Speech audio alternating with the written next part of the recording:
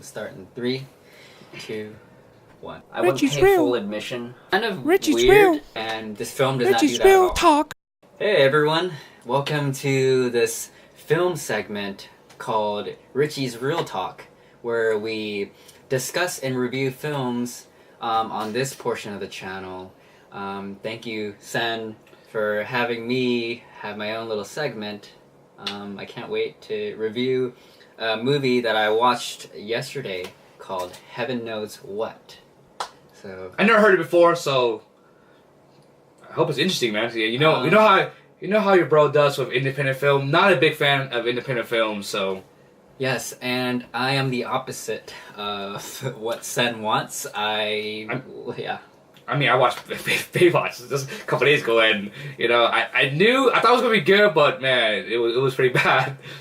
Well, luckily, we don't have to talk about Baywatch, and we're actually going to talk about a film which I thought was actually pretty good. It's very different from the sort of film that I've been watching lately. Although I've been watching a ton of independent cinema, I think it's important to give notice to these films because that way we're letting Netflix, Amazon, all these other theater chains know that, hey, there is an audience out there that wants to watch a film like this. So, what is Heaven Knows What? It is a drama. It is directed by the Safdie brothers. I hope I'm saying that right. Ben and Joshua Safdie. Safdie brothers, okay. Yes, and I believe it's their third feature film. They are independent film directors from New York.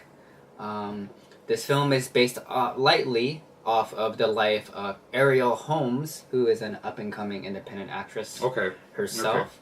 Okay. This is her debut about her life as an ex-heroin addict.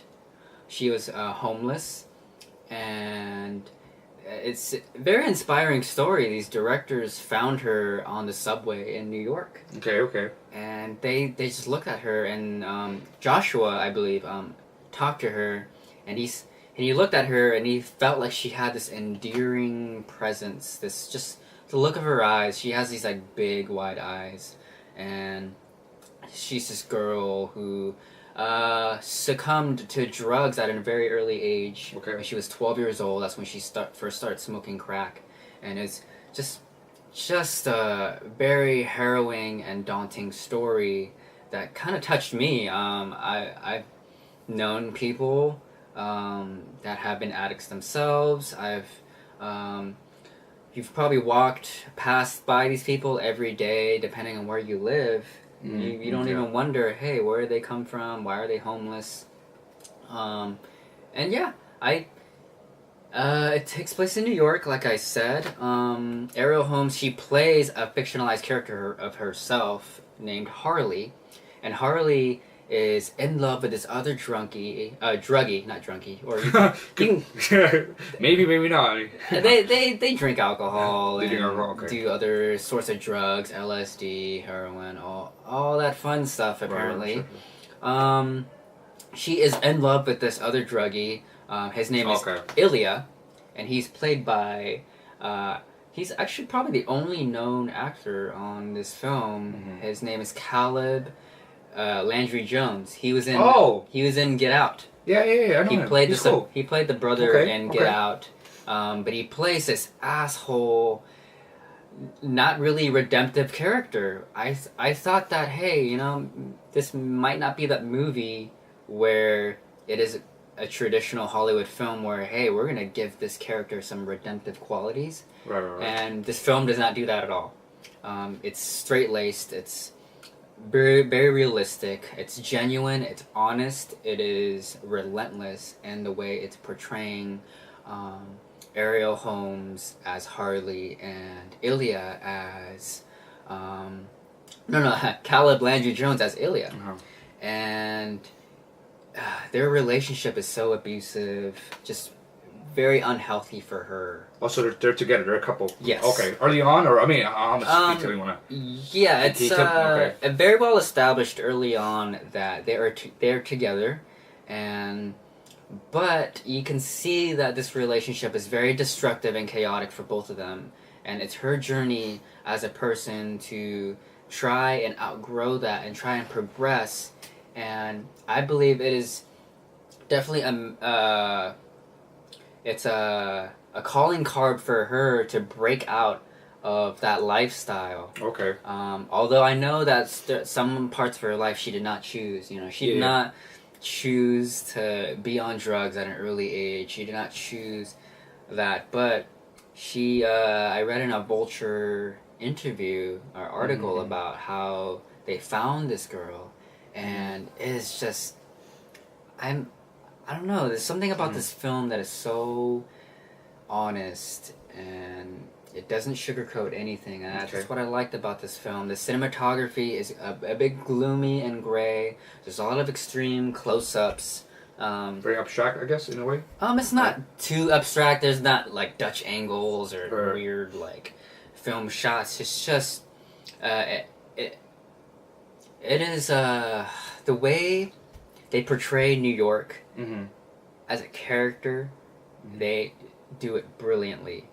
They it's just capturing the life of New York and all the passerbys going by, and the environment, and just the grit and grind of those times.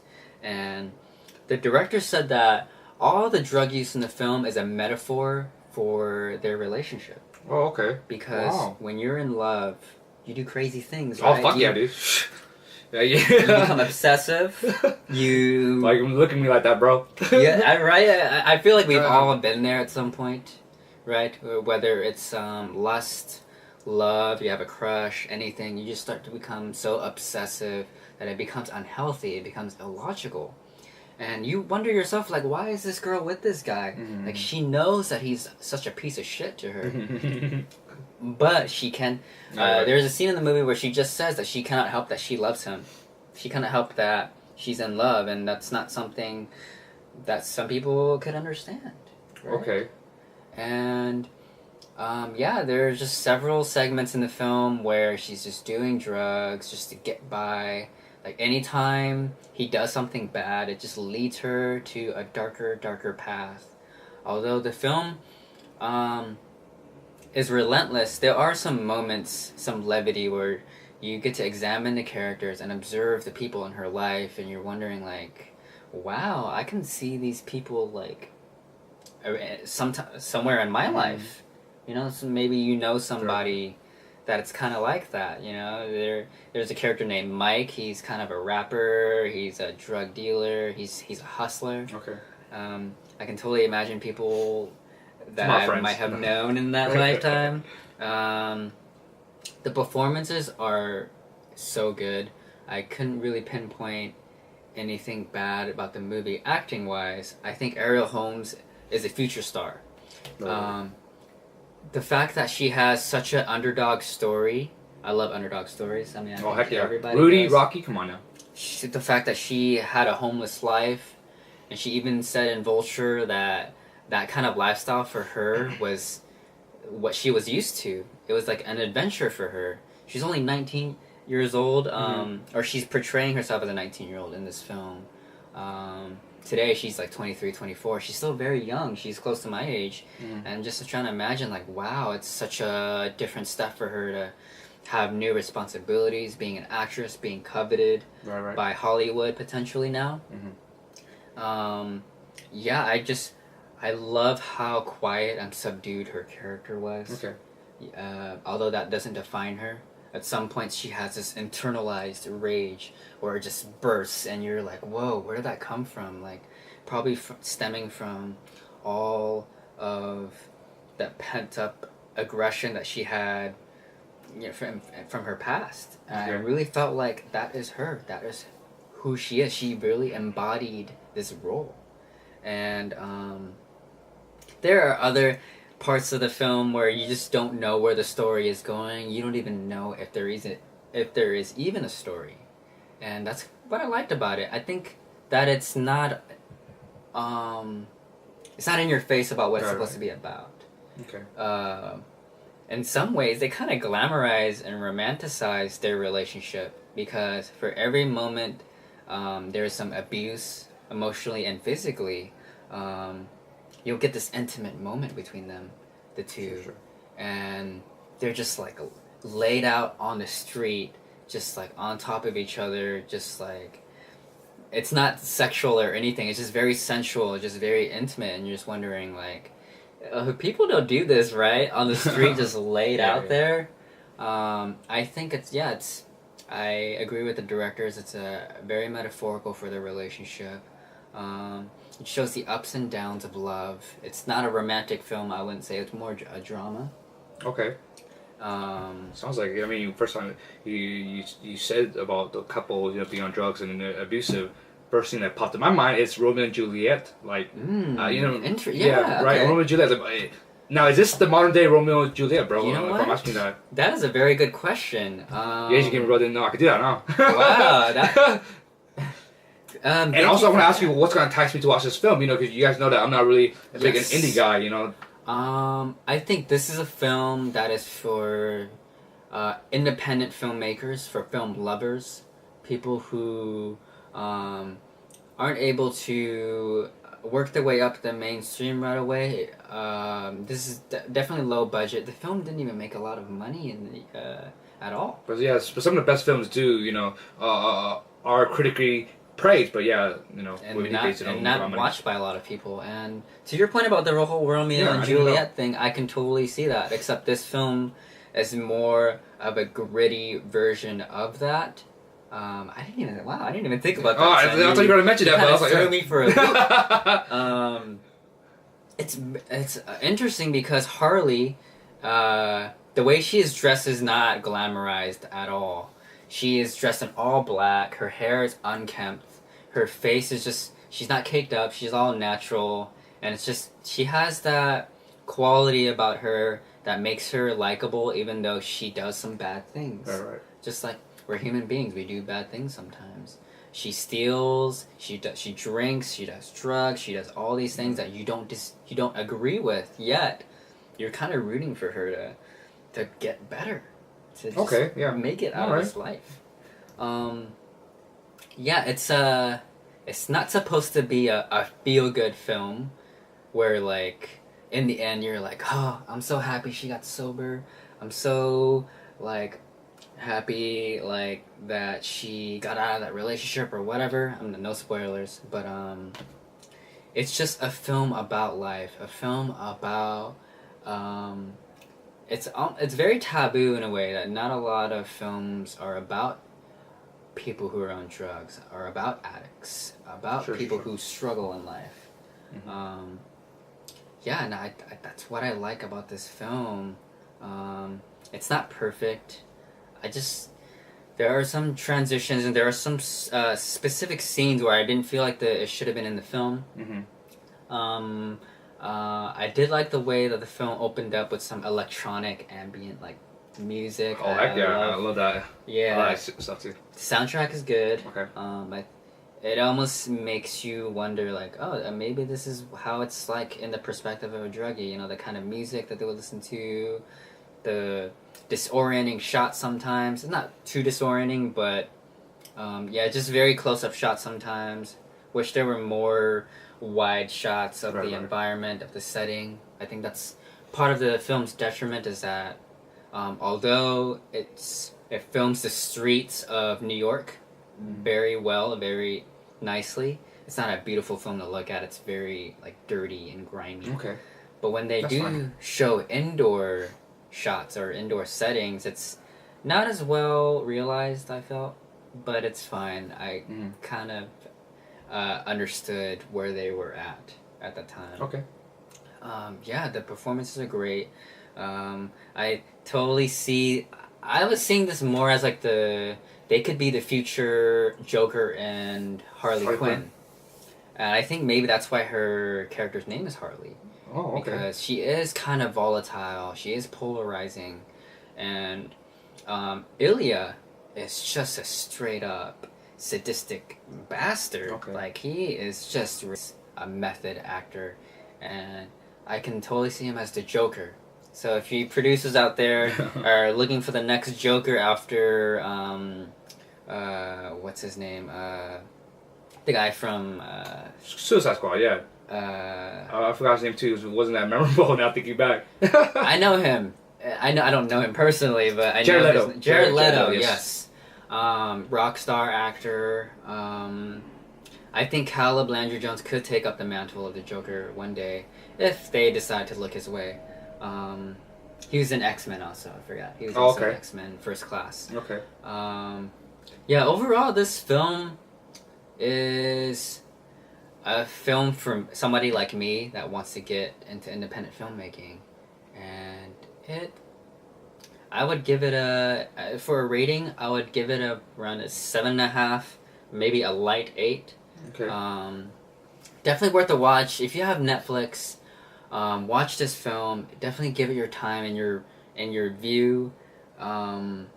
It needs all the support you can get. Films like these need to be noticed. Right. People like that need to be noticed, and I really hope the best for Ariel Holmes, who wrote a memoir called Mad Love in New York City, which is what this film is based on. Mm-hmm. And it's not published, but I'm really looking forward to hearing more about her story, and hopefully she becomes a notable actress in Hollywood.